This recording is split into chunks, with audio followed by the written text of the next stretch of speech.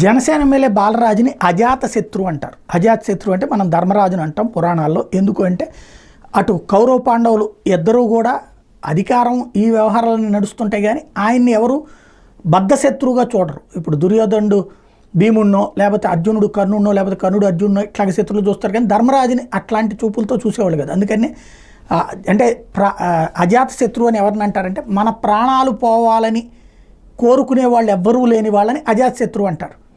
అట్లాంటి అజాత శత్రువు, ఆయన ప్రాణాలు పోవాలని ఎవరు కోరుకునేవాళ్ళు కాదు. అట్లాగే బాలరాజు అంటే అట్లాంటి అజాత శత్రువు, అందరితో మమేకం అవుతూ ఉంటారు.